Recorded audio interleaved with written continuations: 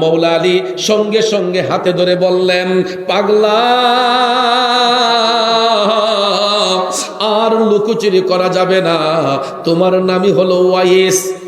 এই কথা বলতে ওয়াইস আল কারনী চমকে গেল। আপনি জানেন কেমনে? কয় তোমার হাতটা খুলো।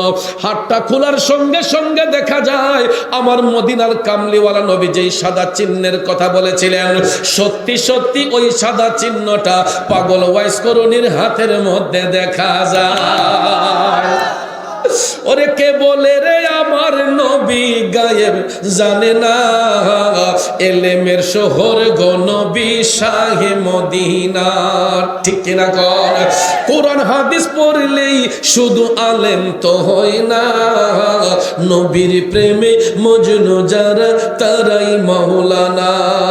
ঠিক না বেঠে? ভাইরে নবীর ইশকের পাগল যিনি,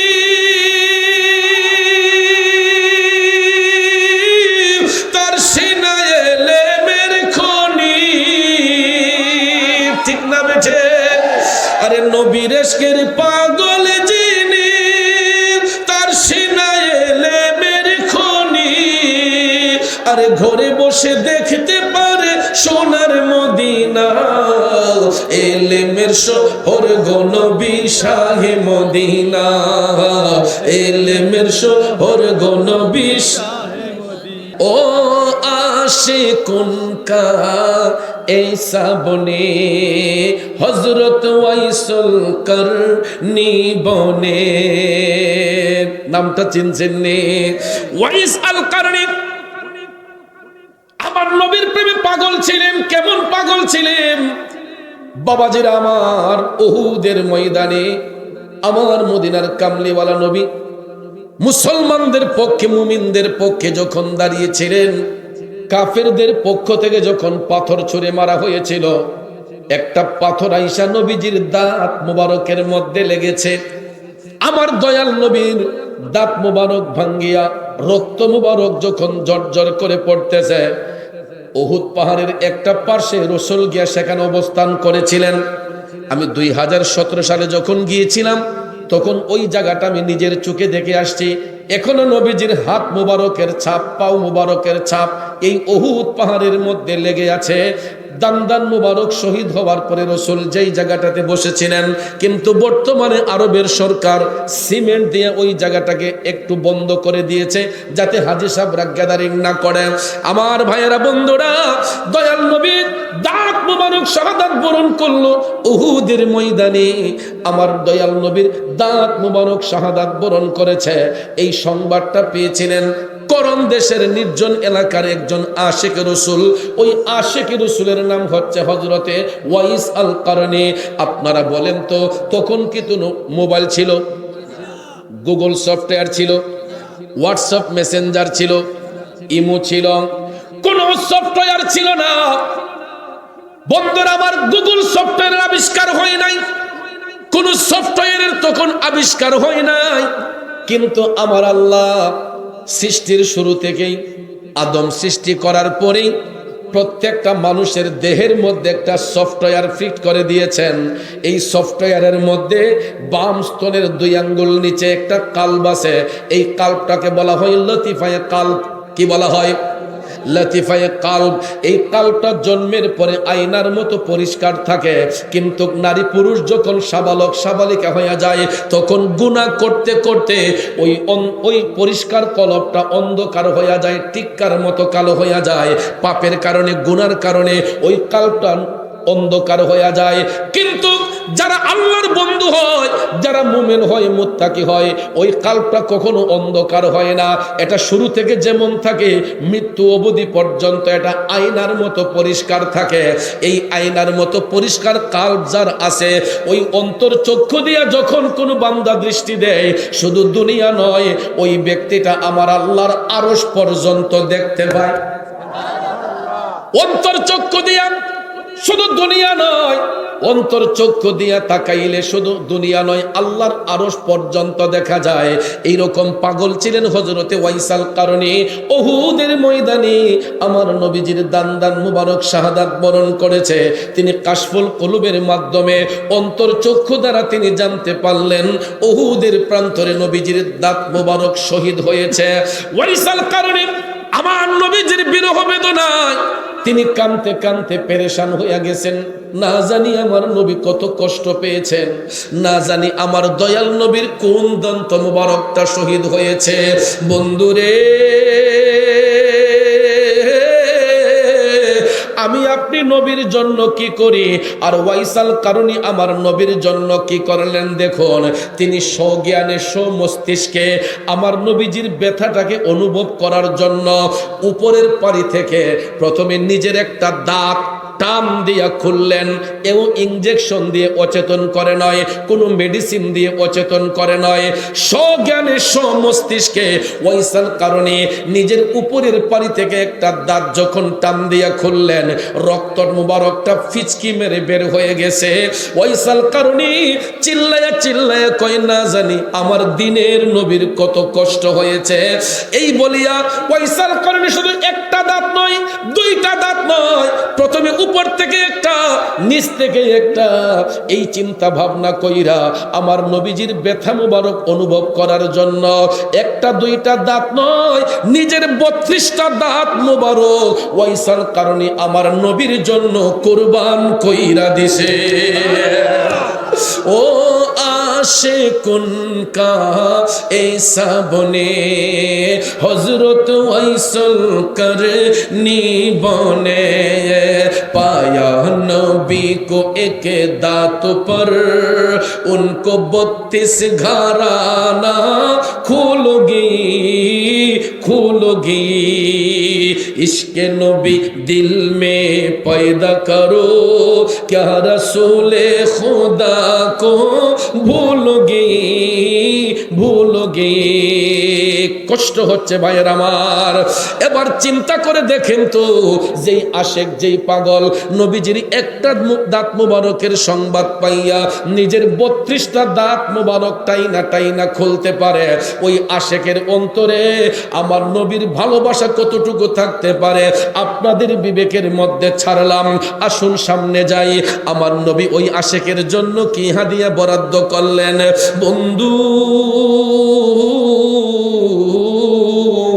63 বছর জিন্দেগি কাল মুবারক কাটানোর শেষ প্রান্তে সাহাবায়ে কেরামের মাজলিসে বৈশা, আমার নবী সুফার মধ্যে বৈশা সাহাবায়ে কেরামের উদ্দেশ্যে নুরানি তালিম দিতেন।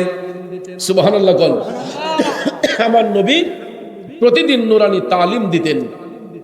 হঠাৎ একদিন নবীজির প্রিয় সাহাবী হযরতে ওমর ইবনুল খাত্তাব রাদিয়াল্লাহু তাআলা আনহু দেখতে পেলেন আমার নবীজির শরীর মুবারকের জুব্বা মুবারকখানা নূরে ঝলঝল করতেছে। আল্লাহু আকবার। এ বন্ধু, বলুন তো পৃথিবীতে এর চাইতে দামি পোশাক আসেনি? থাকতে পারে? হযরত ওমর নবীজির পোশাক মুবারকের দিকে তাকাইয়া তিনি দেখতেছেন নূরে ঝলঝল করতেছে। তিনি দাঁড়ায় আমার নবীর কদম মুবারকে সালাম পেশ করলেন। আসসালাতু ওয়াসসালামু আলাইকা ইয়া রাসূলুল্লাহ। নবী গো, ইয়া রাসূলুল্লাহ, নবী গো, আমি গোলাম একখানা আরজি পেশ করতে চাই। আমার রাসূল বললেন, ওমর কি আরজি পেশ করবা? হযরতে ওমর ডাক দিয়ে কয়, নবী গো, আমি এই আরজি পেশ করতে চাই, আপনার শরীর মুবারকের জুব্বা মুবারকখানা নূরে ঝলঝল করতেছে।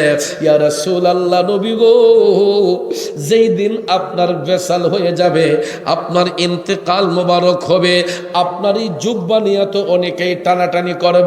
ইয়া রাসূলুল্লাহ, নবী গো, আমি ওমর আপনার কদমে জানতে চাই, এই জুব্বা মুবারকখানা কি করব, কাকে দান করব? আমার নবী কথা বলছেন না, দয়াল নবী কোনো উত্তর করছেন না। এমন সময় দেখা যায় বেলায়েতের বাদশা শেরে খুদা হযরতে মওলাই আলী দাঁড়াইয়া নবীকে সালাম দিলেন। একই প্রশ্ন করলেন, নবী উত্তর করেন না। অন্যান্য সাহাবায়ে কেরামের মধ্যে আরো কয়েকজন প্রশ্ন করলেন, আমার নবী উত্তর করেন না। কিছুক্ষণ পরে দেখা যায় নবীজির চোখের পানি মুবারক টপ টপ করে পড়তেছে। হযরত ওমর রাদিয়াল্লাহু তাআলা আনহু ডাক দিয়ে বললেন, নবী গো, ওগো মায়ার নবীজি, আপনার চোখের পানি মুবারক টপ টপ করে পড়তেছে। নবী গো, আমরা গোলামরা কি কোনো কারণে আপনার অন্তর মুবারকে কষ্ট দিয়েছি? আমার নবী কয়, না রে সাহাবারা, তোমরা কখনো আমাকে কষ্ট দিতে পারো না। হযরত ওমর ডাক দিয়ে কয়, তাইলে নবী গো, কোনদিন তো আপনাকে এমন করে কান্না করতে দেখি নাই। আমার মদিনার কামলিওয়ালা নবী ডাক দিয়ে বলতেছেন, ওমর, ও আলী, আমি এই মুহূর্তে আমার একটা পাগলার কথা স্মরণ কইরা কাঁদতেছি। আল্লাহু আকবার। সাহাবায়ে কেরাম ডাক দিয়া কয়, নবী গো, কে সেই ভাগ্যবান পাগল যার জন্য দিনের নবী চোখের পানি ছেড়ে কান্দে? ইয়া রাসূলুল্লাহ, আমরা জানতে চাই কে সেই প্রেমের পাগলটা যার জন্য দিনের নবী চোখের পানি ছেড়ে কান্না করে? তখন রাসূল বললেন, ওমর, আমার এই পাগলার নাম হলো ওয়াইস। নাম কি? সাহাবায়ে কেরাম ডাক দেয়া কয়, নবী গো, আজকে প্রথম নামটা শুনলাম, আমরা তো কোনোদিন ওই নাম শুনি নাই, উনি কোথায় থাকে? তখন রাসূল বললেন, ইয়ামেন দেশের অন্তরালে ছোট্ট একটা এলাকা করণ, এই করণ দেশের মধ্যে আমার পাগল ওয়াইস বাস করে। আমার রাসূল বললেন, ওমর, আমার ওয়াইসের জন্য আমার অনেক ভালোবাসা, অনেক দোয়া। তোমরা একটা কাজ করবা, যেই দিন আমি রাসূলের ভেসাল হয়ে যাবে, যেই দিন আমি নবীর ইন্তেকাল মুবারক হবে, আমার এই জুব্বা নিয়ে তোমরা কখনো টানাটানি করবা না। তুমি যদি কোনোদিন সুযোগ হয়, ইয়ামেন দেশে যদি যাওয়া হয়, কোনো কারণে যদি আমার ওয়াইসের সঙ্গে সাক্ষাৎ হয়, আমি নবীর পক্ষ থেকে তাকে সালাম দিবা। সুবহানাল্লাহ। আমার গুনাহগার উম্মতের জন্য তার একটু দোয়া করতে বলবা। আর আমি নবীর পক্ষ থেকে আমার এই জুব্বাখানা তোমরা আমার ওয়াইসকে হাদিয়া দিয়ে আসবা। সুবহানাল্লাহ। আরো জোরে জোরে কন্যা সুবহানাল্লাহ। পাইলে নিরালাই গো নবী, পাইলে নিরালাই, পাইলে নিরালাই গো নবী, পাইলে নিরালাই। আমরা দুই কদমে চুমু খাবো, দুই কদমে চুমু খাবো, কদম ধুলি মাখবো গায়। পাইলে নিরালাই গো নবী, পাইলে নিরালাই, পাইলে নিরালাই গো নবী, পাইলে নিরালাই। কষ্ট হচ্ছে আমার বাবাজিরা, গভীর মনোযোগ, মনোযোগ। আমার মদিনার কামলিওয়ালা নবী এই কথা বলার সাথে সাথে হযরতে ওমর ডাক দিয়ে বলতেছেন, নবী গো,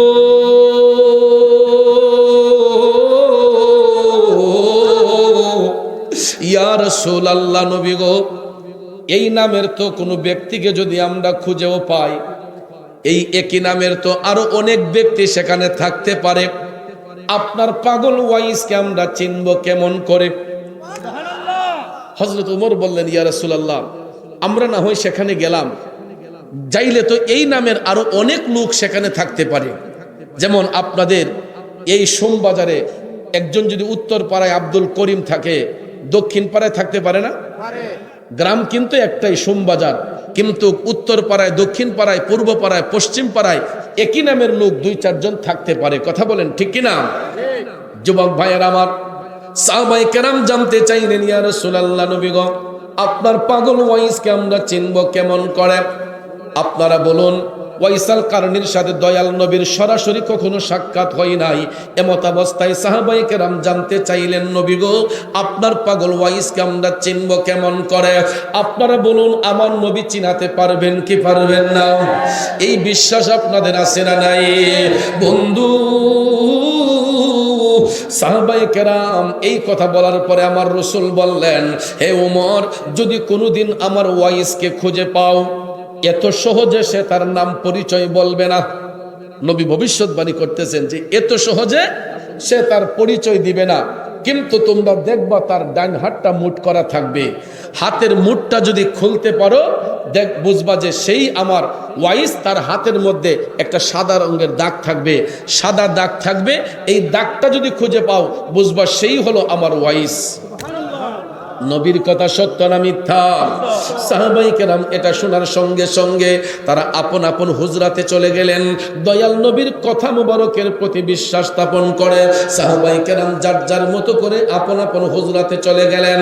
এরপর থেকে দিন যায় রাত যায়, দিন যায় রাত যায়, যাইতে যাইতে যাইতে যাইতে রে ও বন্ধু, হঠাৎ একদিন শোনা যায় আমার মদিনার কামলিওয়ালা নবী, দয়ার নবী, মায়ার নবীর বেসাল মুবারক হয়েছে, ইন্তেকাল মুবারক হয়েছে।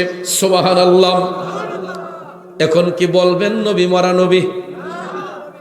তাইলে কেউ যদি প্রশ্ন করে রসুল যদি ইন্তেকাল হয়ে থাকে তাইলে আবার উনি জিন্দা নবী হয় কেমনে?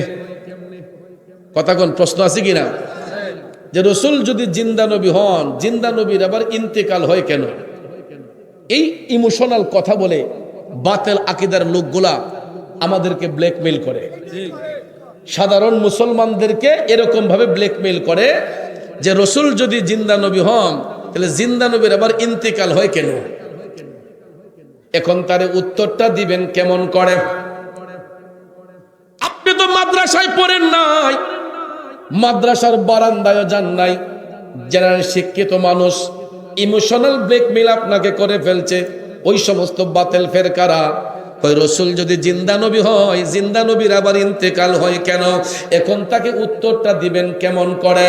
এ কালীগঞ্জের নবীর প্রেমিকারা রে, এই উত্তরটা দেওয়ার জন্য আপনাকে মাদ্রাসার বারান্দায় যেতে হবে না, শুধু আকল দিয়া, বিবেক দিয়া ওই প্রশ্নকারীকে বলবেন, আচ্ছা ভাই আপনি বলুন তো রসুল কি শিখতে আসছেন নাকি শিখাইতে আসছেন? আল্লাহ ব্যতীত এই পৃথিবীতে আমার নবীর কোন শিক্ষক আছে? কথা বলেন আছে? আমার দয়াল নবী মায়ার নবীর শিক্ষক অনলি ওয়ান পারসন, তিনি হলেন আওয়ার গড। আর রাব্বুল আলামিনের একজন স্পেশাল ছাত্র, উনি হচ্ছেন আওয়ার প্রফেট মুহাম্মদুর রাসূলুল্লাহ সাল্লাল্লাহু আলাইহি ওয়াসাল্লাম। ঠিক না বেঠিক? আমার আল্লাহ রসুলের শিক্ষক, এছাড়া পৃথিবীতে আমার নবীর কোনো শিক্ষক নাই। কথা বলেন ঠিক কিনা? কুল্লু নাফসিন যায়িকাতুল মাউত, প্রত্যেক আত্মাকে মৃত্যুর স্বাদ গ্রহণ করতে হবে। যে জাতির জন্ম হয় সে জাতির মৃত্যু অনিবার্য। ঠিক কিনা কোন? একমাত্র ওই জিনিসটা শিখাইবার জন্য, বুঝাইবার জন্য আমার নবীর ভেসাল মুবারক, ইন্তেকাল মুবারক। ডিস্টেন্সটা কোথায়? ডিস্টেন্সটা হলো আমি আপনি মারা যাবার পরে মসজিদের মাইকে এলান হয়, জানাজার নামাজ পড়ার জন্য দাওয়াত করা হয়, তারপরে মৃত ব্যক্তিকে জানাজার মাঠে নিয়ে মুসল্লিরা অংশগ্রহণ করে ইমাম সাহেব জানাজার নামাজ আদায় করে ওই মৃত ব্যক্তিকে আমরা কবরস্থ করি। কথা কোন ঠিক কিনা? পার্থক্যটা ওই জায়গায়। নবী যদি মরা নবী হইতেন, আমার নবীরও তো জানাজা হওয়ার কথা ছিল। ঠিক কিনা কোন? নবী যদি মরা নবী হইতেন, নবীজির ইন্তেকালের পরও তো জানাজা হওয়ার কথা ছিল। নীল আকাশের নিচে এমন কোন মায়ের সন্তান যদি সহি সনদ দিয়া একটা দলিল দিতে পারে যে নবীজির ইন্তেকালের পরে জানাজা পড়াইছে অমুক ইমাম সাহেব, তাকে আমি মুরাদ চৌধুরী আমার সামর্থ্য অনুসারে 20 লক্ষ টাকা ঘোষণা করলাম। আল্লাহু আকবার, ইয়া রাসূলুল্লাহ, আমার 20 লাখ কেন 20 পয়সাও দিতে হবে না, মৌলভী সাহেব একটা দলিলও দিতে পারবে না। কারণ পৃথিবীতে এমন কোন মায়ের সন্তান জন্মগ্রহণ করে নাই যে একটা দলিল দিতে পারবে। কারণ ভাইয়ের আমার, আমরা এমন নবীর উম্মত, ওই নবীর জানাজা পড়ার মতো যোগ্যতা সম্পন্ন ইমাম পৃথিবীর বুকে আমার আল্লাহ জন্মগ্রহণ করাই নাই। কথা কোন ঠিক কিনা? কারণ বন্ধুরা আমার, নবীর আমার জানাজা হয় কেমনে? উনি তো হায়াতুন নবী, জিন্দা নবী। কথা বলেন ঠিক কিনা? শুধু আমাদের নবী না, সমস্ত নবীগণই জিন্দা। আল আম্বিয়াউ আহইয়াউন, সমস্ত নবীগণ জিন্দা। ফি কুবুরিহিম, আপন আপন রওজা শরীফের মধ্যে। ইউসাল্লু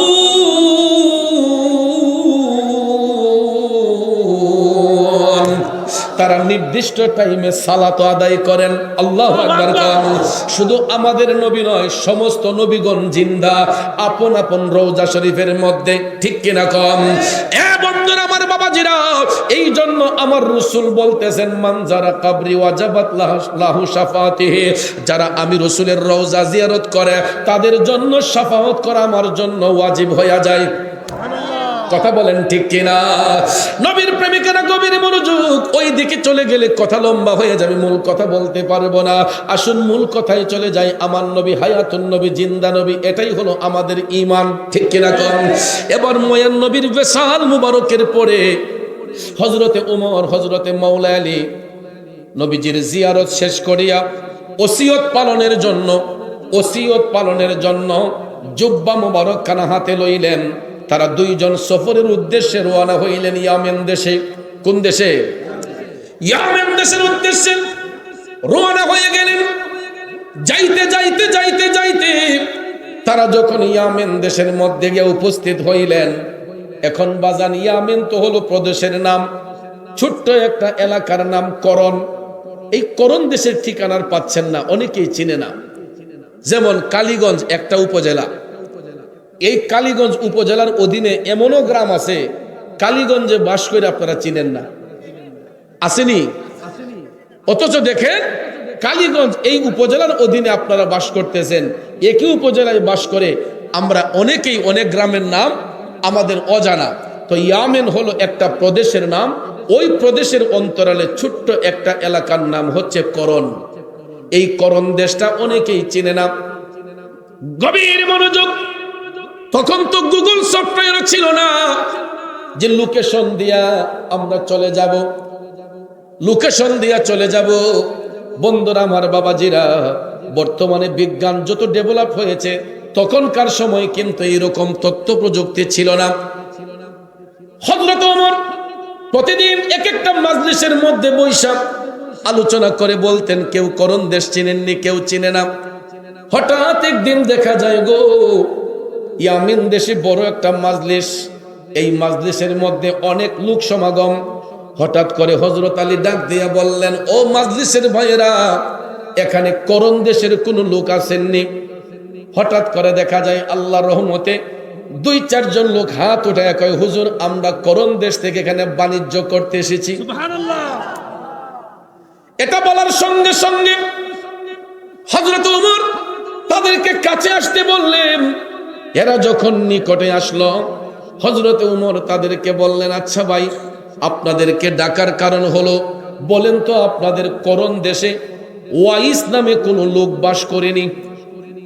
এরা কয়, না হুজুর, এই নামের তো কোনো লোক আমাদের সমাজে বাস করে না।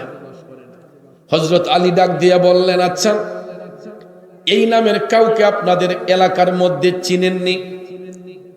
তখন লোকেরা ডাক দিয়া কয়, হুজুর, ওই নামের কোনো লোক আমাদের সমাজে বাস করে না, তবে ওই নামের একটা পাগলা আছে আমাদের এলাকার মধ্যে হুজুর। প্রায় সময় দেখি একটা গাইড কান্দে লইয়া আমাদের এলাকায় নির্জন একটা জঙ্গল আছে, জঙ্গলের ভিতরে আসা যাওয়া করে। সুবহানাল্লাহ। টপ টপ করে চোখের পানি ছেড়ে হযরত ওমর বললেন, ও মাজলিসের বাইরা রে, ও করন দেশের বাইরা, আমরা ওই পাগলটাকেই খুঁজতেছি, ওই পাগলের সন্ধানে আমরা যেতে চাই। লোকেরা ডাক দিয়ে কই, হুজুর, এত লোকের ভিড়ে পাগলারে খুঁজেন কেন? আসলে কথা তো এটাই, এত লোকের ভিড়ে হুজুর পাগলারে খুঁজেন কেন? এ বন্ধু, মুরব্বীর একটা কথা বলে, মানিকে মানিক চিনে রতনে রতন, ঠিক কিনা?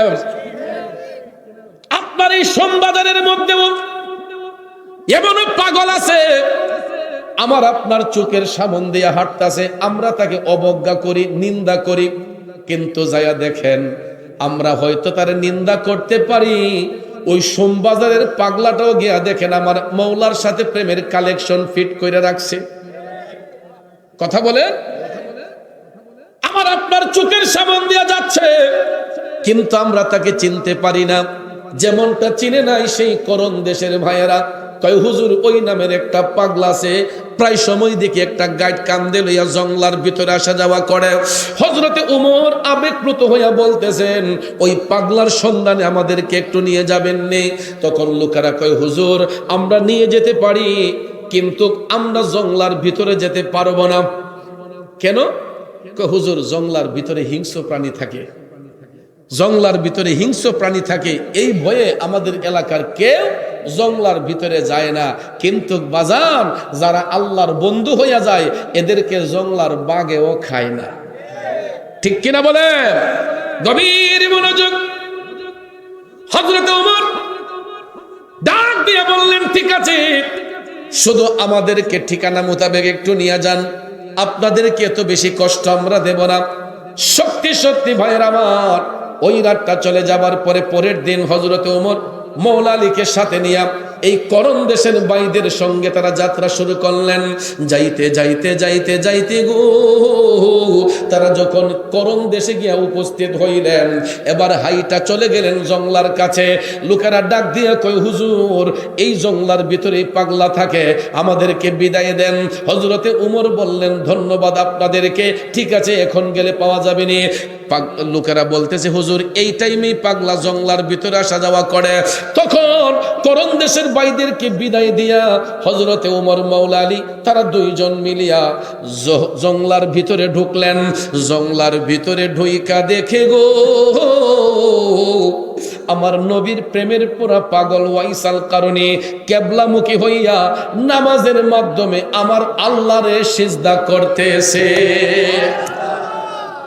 এই জন্য কবি বলেন, নামাজ পড়ো রে গহিনে ডুবিয়া নামাজ পড়ো, ওরে পঞ্চ আত্মা মুক্তা দিয়া জ্ঞানী মন সাজাইও রে গহিনে ডুবিয়া নামাজ পড়ো।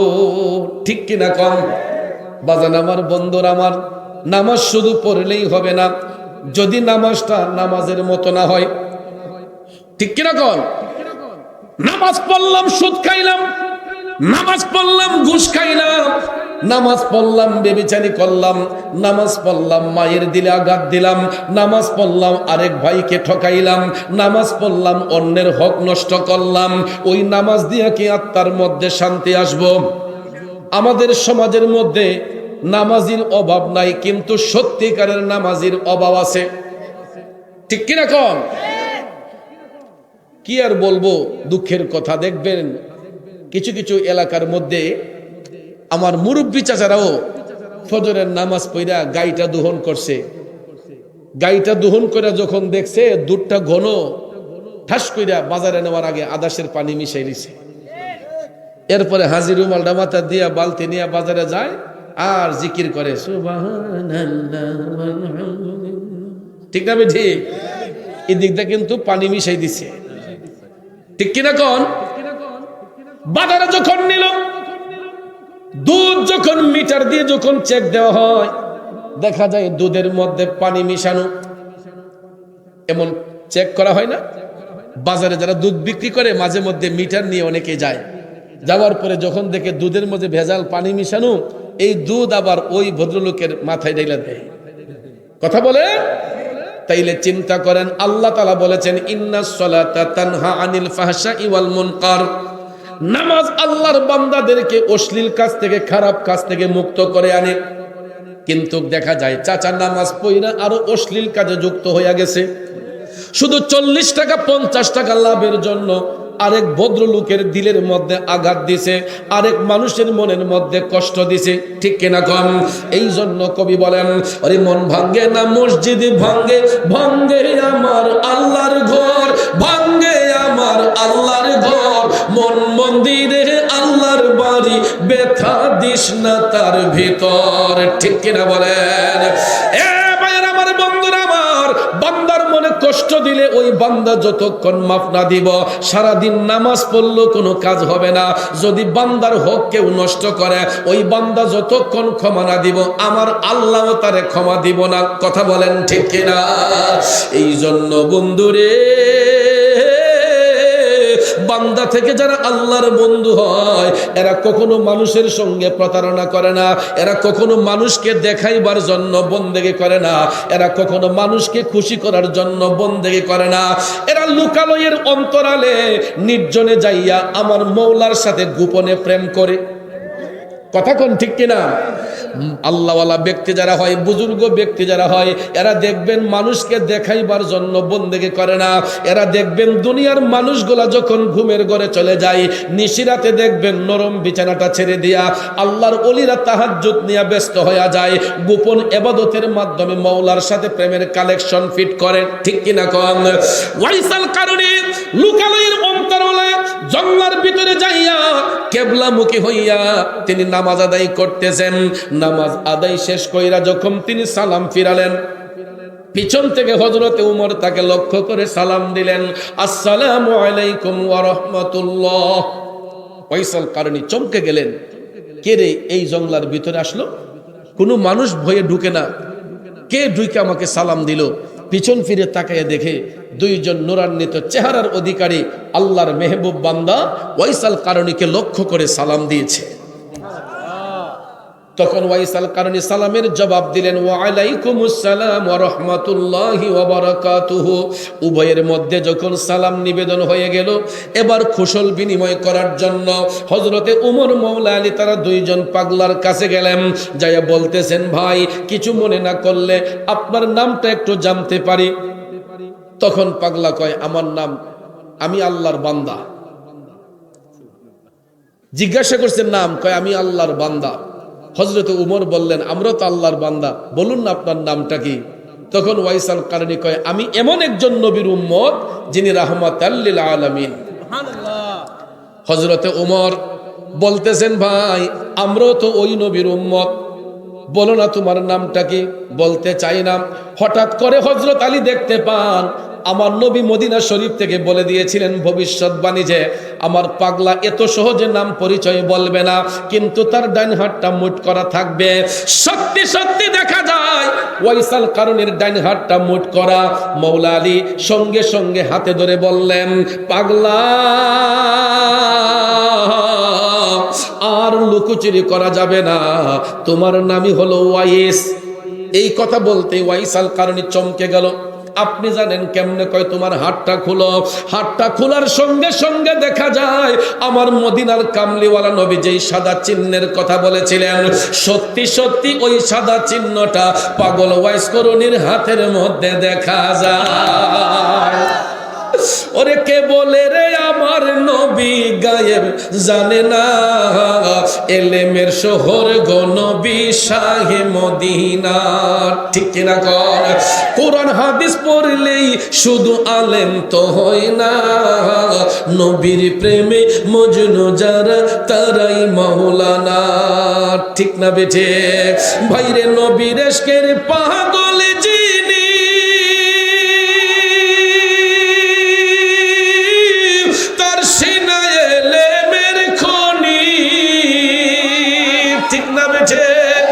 আরে নবীর ইশকের পাগল যিনি, তার সিনায় এলেমের খনি। আরে ঘরে বসে দেখতে পারে সোনার মদিনা, এলেমের শহর গো নবী শাহে মদিনা, এলেমের শহর গো নবী। বন্ধু, আমরা কেমন নবীর উম্মত? এই ঘটনা থেকে আমার নবী যে গায়েবের খবর দেনেওয়ালা, এটার একটা প্রমাণ আমরা পেয়ে গেলাম। ঠিক কিনা? এবার আসুন সামনে যাই। হযরতে উমর ডাক দিয়া কয়, পাগলা কেন এত লুকোচুরি করছো? জানোনি আমরা কোন জায়গা থেকে আসছি? আমরা মদিনা শরীফ থেকে দয়াল নবীর পক্ষ হতে তোমার কাছে এসেছি। এই কথা বলতে না বলতেই ওয়াইসাল কারণী নবীর কথা শোনার সাথে সাথেই চোখের পানি ছেড়ে কান্না শুরু করে দিল। হযরত ওমর ডাক দিয়া বলতেছে, পাগলা তুমি কাঁদো না, তুমি নবীর সালাম গ্রহণ করো। রাসূল তোমাকে সালাম দিয়েছেন।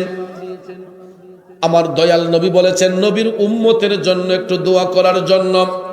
এ ওয়াইসাল কারণী তুমি এতই ভাগ্যবান, আমরা নবীর গোলামি কইরা যেটা অর্জন করতে পারি নাই, এই নির্জন জঙ্গলার মধ্যে থাইকা তুমি সেটা অর্জন করেছো। ওয়াজকুরুনি রে,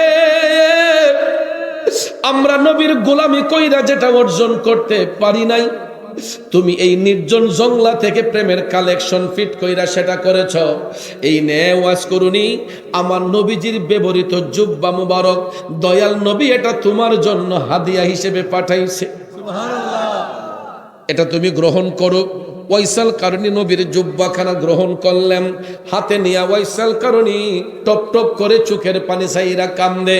হযরত আলী ডাক দিয়া কয়, পাগলা, আজকে তো তোমার কান্নার দিন নয়, আজকে তোমার ঈদের দিন, আনন্দের দিন। ঠিক না বেঠিক?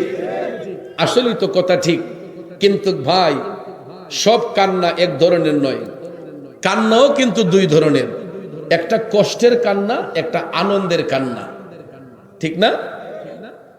দেখবেন ছেলে মেয়ে যদি গোল্ডেন এ প্লাস পায়, মনের খুশিতে মা বাবাও কান্দে, বাচ্চাও কান্দে।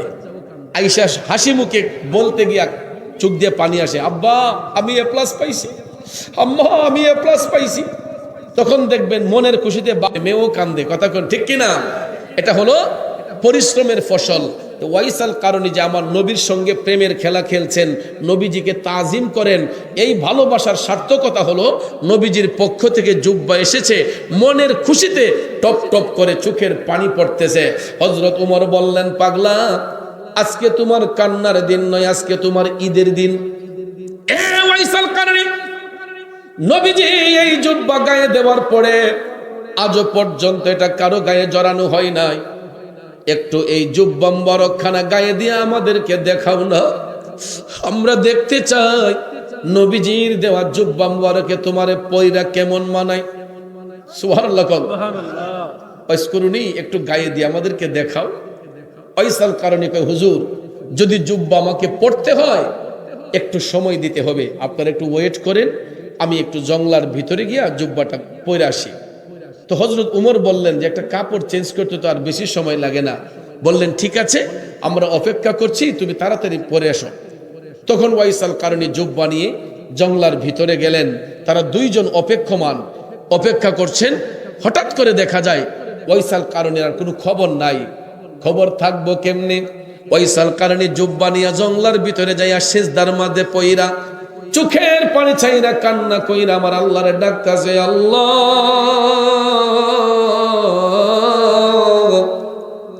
গায়েব থেকে আওয়াজ আসলো, কিরে পাগলা? ওয়াইসাল কারণী সিজদার মধ্যে পইরা কয়, আল্লাহ, তোমার হাবিবের পক্ষ থেকে আমি অধম পাগলের জন্য একটা জুব্বা হাদিয়া আসছে। আল্লাহ, তুমি যদি অনুমতি দাও আমি পাগল এই জুব্বাখানা গায়ে দিতে পারি। রাসূল তো জুব্বা দিছেনই পরার জন্য, এখানে তো অনুমতির আর দরকার হয় না। কথা কোন ঠিক কিনা? ওয়াইসাল কারণী অনুমতি চাইলেন কার কাছে? দেখেন ভাইয়ের আমার, আশেক হইয়া কেমনে প্রেমের খেলা খেলে আমার মৌলার সাথে। ওয়াইসাল কারণী অনুমতি প্রার্থনা করলো, আল্লাহ, তুমি অনুমতি দিলে আমি জুব্বা পরবো।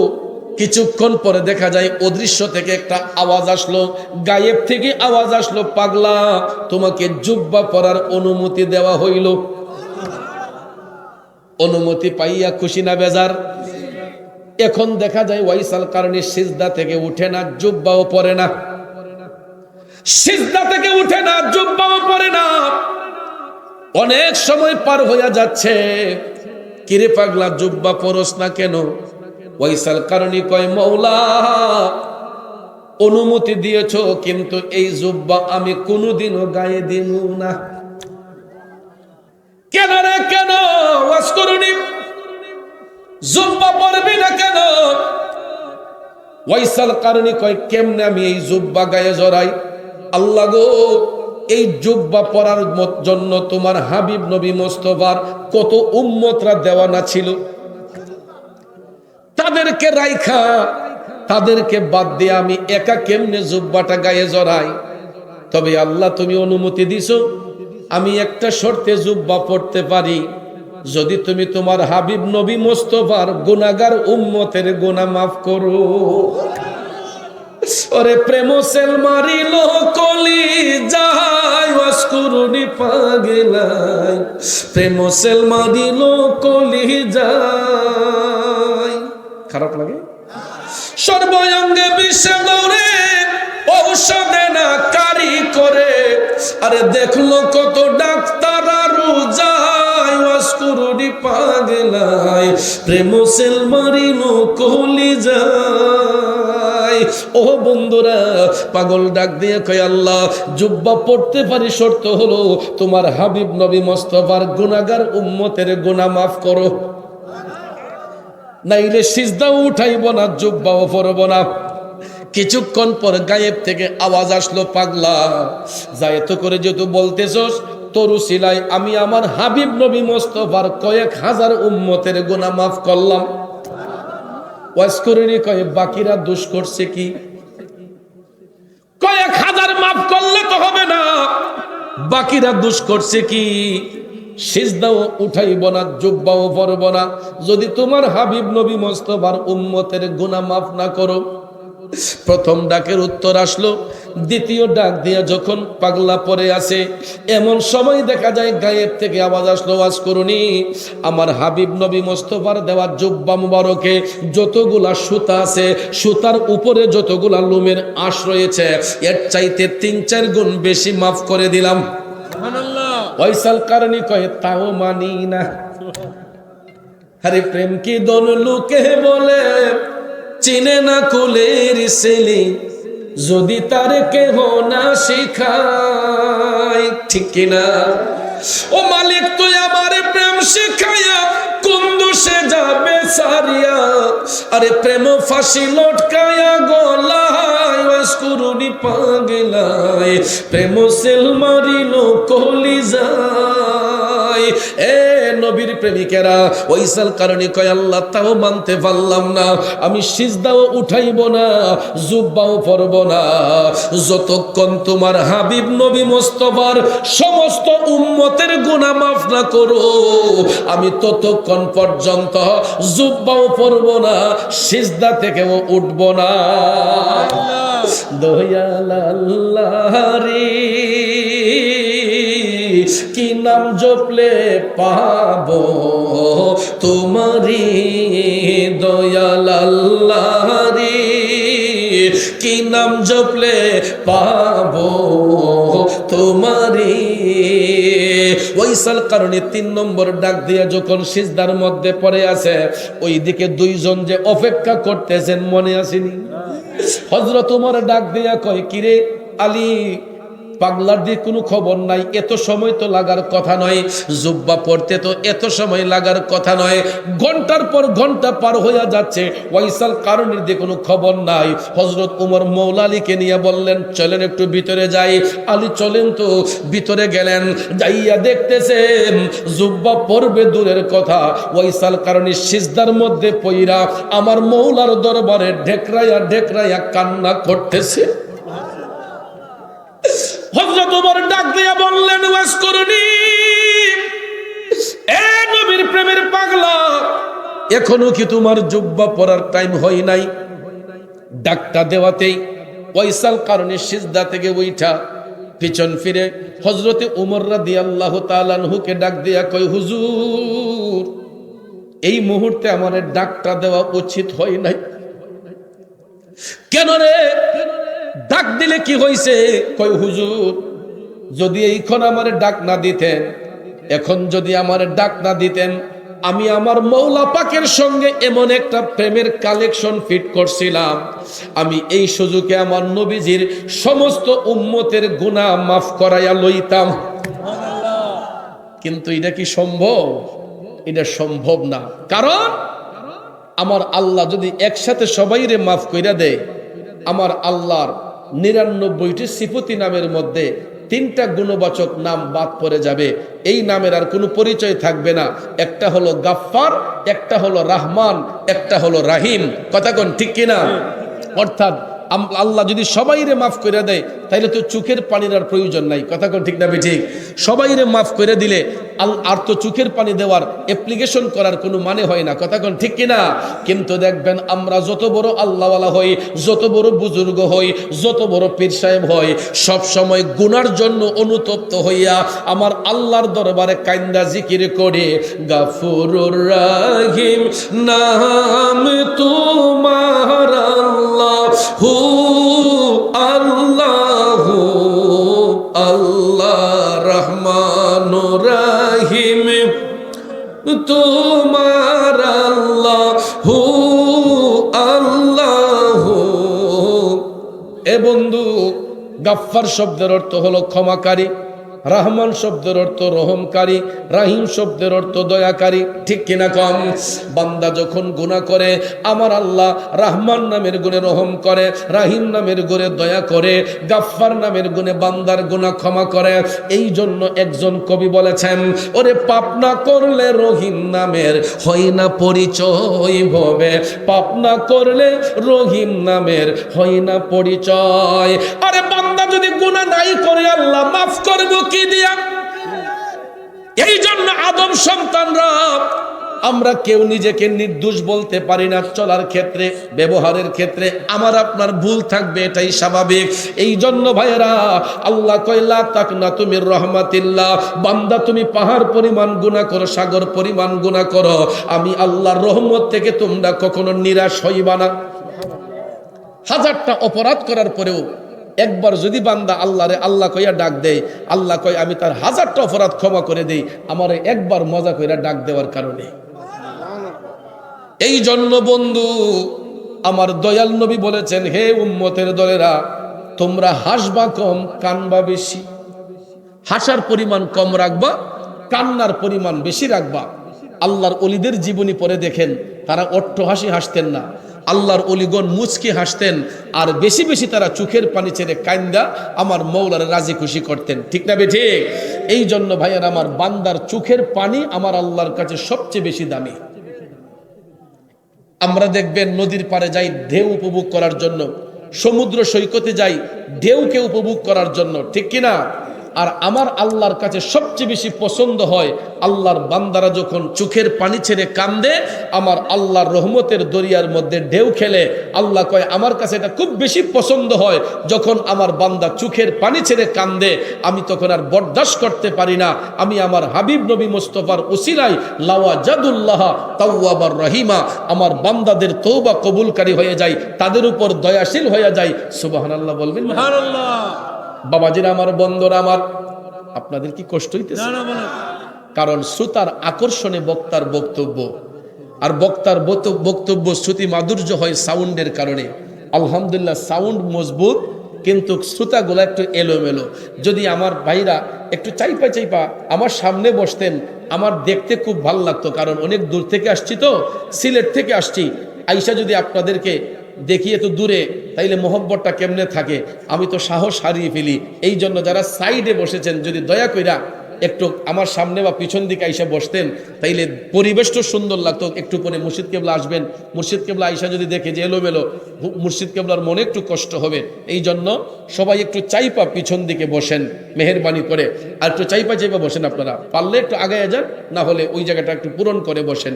একটু দুরূদ শরীফ পড়েন, আল্লাহুম্মা সাল্লি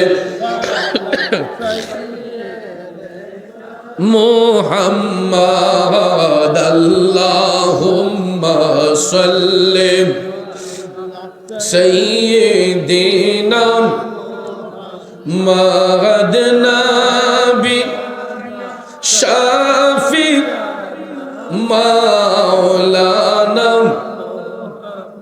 আমার ভাইয়েরা, ইম্পর্টেন্ট আলোচনার মধ্যে চলে আসলাম। এখানে আরেকটা দলিল পাওয়া যাবে, আমার নবী যে হাজের ও নাজের। অনেক মুরুক্করা এটা অস্বীকার করে, কিন্তু ওয়াইসাল কারণীর এই ঘটনা থেকে দুইটা মাসালা প্রমাণিত হয়। আমার নবী গায়েবের খবর দেনেওয়ালা, রসুল হাজের ও নাজের। এই বিশ্বাস আপনাদের আসেনি? গভীর মনোযোগ বাবাজিরা গো। ওয়াইসাল কারণী যখন এই কথা বলল, হযরতে ওমর বললেন, পাগলা, তুমি নবীজিরে এত ভালোবাসো, নবীজির উম্মতদেরকে এত ভালোবাসো, তাইলে তুমি তো নবীর জামানায় ছিলা, একটা বারের জন্য কি নবী দেখার স্বাদ তোমার অন্তরে জাগলো না? এ ওয়াইসাল কারণী, তুমি তো নবীর জামানায় ছিলা, এত ভালোবাসা তোমার সিনাতে থাকার পরও একটা বারের জন্য কি নবী দেখার স্বাদ তোমার অন্তরে জাগলো না? এই কথা বলাতে ওয়াইসাল কারণী মাথাটা নিচু করে বলতেছে, হুজুর, আমি না হয় একজন নবীরে নাই দেখলাম, আচ্ছা হুজুর আপনারা আমার নবীরে দেখছেননি? সুবহানাল্লাহ। আই হাই রে, আচ্ছা বলেন, এই প্রশ্ন যেই লোকে করতে পারে, এটার উত্তর কি উনি নবী দেখছে না দেখছে না? যখন ওয়াইসাল কারণী বলল, হুজুর আমি না হয় একজন নবীজিরে নাই দেখলাম, আচ্ছা না বলুন তো আপনারা আমার নবীরে দেখছেন নি? হযরতে উমর রাদিয়াল্লাহু তাআলা আনহু হাইসা হাইসা বলতেছেন, পাগলা আমরা তো আসলামই নবীর কাছ থেকে, দেখছি মানে অবশ্যই দেখেছে। এবার দেখেন কেমনে প্রেমের পেশ মারে। কয় আচ্ছা হুজুর বলেন তো, রসুল যদি দেইখা থাকেন আমার নবীর কপাল মুবারকের ব্রু মুবারক গোলা জোড়া লাগানো ছিল নাকি আলাদা ছিল? সুবহানাল্লাহ। এই প্রশ্ন যেই লোকে করতে পারে এটার উত্তর কি উনি নবী দেখছে না দেখছে না? হযরতে উমর মওলা আলীর দিকে তাকাইয়ে বলতেছেন, আলী পাগলা এই প্রশ্ন করলো কারণটা কি? তারা দুইজনে এই কথাটা নিয়ে তাকরার করতেছেন, গবেষণা করতেছেন। এই ফাঁকে ওয়াইসাল কারণী আরেকটা প্রেমের খেলা খেলছে। কলম হাতে নিয়ে আমার নবীজির কপাল মুবারকের চিহ্নটারে অঙ্কন কইরা কয়, হুজুর একটু দেখেন তো এটা চিনেননি? হযরত উমর ডাক দিয়ে কয়, পাগলা এ তো দেখছি আমার নবীর কপাল মুবারক। রে ওয়াসকরুনি, তুই তো কোনোদিন আমার নবীরে দেখোস নাই, পাগলা তুই জানলে কেমনে আমার নবীর কপাল মুবারক এই রকম ছিল? ওয়াইসাল কারণী ডাক দিয়ে কয়, হুজুর নবী দেখার জন্য মদিনা শরীফ যাওয়া লাগে না। সুবহানাল্লাহ। পৃথিবীর যে প্রান্ত থেকে গোলামরা নবীর দিকে রজ্জু হইয়া যায়, পৃথিবীর যেই প্রান্ত থেকে গোলামরা নবীর দিকে রজ্জু হইয়া যায়, নবী যদি গোলামরে পছন্দ করে আমার রসুল যেই কোনো জায়গায় গোলামকে দেখা দিতে পারে। সুবহানাল্লাহ। এই সোমবাজার থেকে যদি আমরা নবীর দিকে রজ্জু হইয়া যাই, নবীর সাথে প্রেমের খেলা খেলি, নবী যদি আমাদেরকে গোলাম বলে স্বীকার করে, সোমবাজারের মাহফিলে রসুল আসতে পারে কি পারে না? এই বিশ্বাস আপনাদের আছে না নাই? বন্ধুরা আমার, বাবা জিনা গো, ওয়াইসাল কারণী যখন এই কথা বলল যে হুজুর নবী দেখার জন্য মদিনা শরীফ যাওয়া লাগে না, পৃথিবীর যেই প্রান্ত থেকে আশেকরা নবী দেখতে চায় আমার নবী ওই জায়গাতে আইসা গোলামদেরকে দেখা দিয়া যায়। এই কথা শোনার পরে হযরত আলী বললেন, পাগলা তোমার সব কথা মানলাম, তোমার সব কথা আমরা মানলাম, তুমি তো নবীর জামানায় ছিলা, একটা বারের জন্য তো যাইতে পারতাম। তখন ওয়াইসকরুনি কয়, হুজুর আমি 3 বার গিয়েছি ইতিপূর্বে। কয়বার? নবীজি পৃথিবীর জমিনে চলাফেরা করা অবস্থায়, দুনিয়ার জমিনে অবস্থান করা অবস্থায় আমি 3 বার মদিনা শরীফ গিয়েছি, কিন্তু কোনো কারণে কোনোভাবেই রসুলের সাথে আমার যে কোনোভাবে সাক্ষাৎ হয় নাই। 4র্থবার যখন আবার যাওয়ার প্রিপারেশন নিয়েছি, তখন নবীজি আমাকে নিষেধ করছেন যাওয়ার জন্য। নবী আবার নিষেধ করে কেন? এ ভাইয়ের আমার, এখান থেকে মেশকাত শরীফের একটা রিওয়ায়াত আসছে, এই জায়গা থেকে মেশকাত শরীফের একটা রিওয়ায়াত আসছে কেন নবী নিষেধ করেছিলেন। কারণ ওয়াইসাল কারণী যে একটা গাইড কান্দে লইয়া ঘুরতেন, মনে আসেনি? কইসলাম নেই? ওই গাইটের ভিতরে কি ছিল জানেননি বাজান? ওয়াইসাল কারণীর গর্ভধারিণী মা। আরে মা বিনে বান্ধব নাই রে, মা বিনে বান্ধব নাই রে, এই যে সোনার দুনিয়ায়, ভেবে দেখো কি করছো এই মায়ের লাগিয়া, ভেবে দেখো কি করছো এই মায়ের লাগিয়া। রে আমার বাবাজিরা, বন্ধুরা, এ সোমবাজারের যুবক ভাইয়েরা, ওয়াইসাল কারণীর মা অসুস্থ ছিলেন। ওই মাকে দেখাশোনা করার মতো অন্য কোনো লোক ছিল না, একমাত্র তিনি ছিলেন একমাত্র মায়ের সম্বল, একমাত্র সন্তান ওয়াইসাল কারণী। এই জন্য আমার মদিনার কামলিওয়ালা নবী ডাক দিয়ে বলেছেন, পাগলা তুই আসার দরকার নাই, তুই তোর মায়ের সেবা কর, আমি রসুল আইসা তোরে দেখা দিয়া যাইব।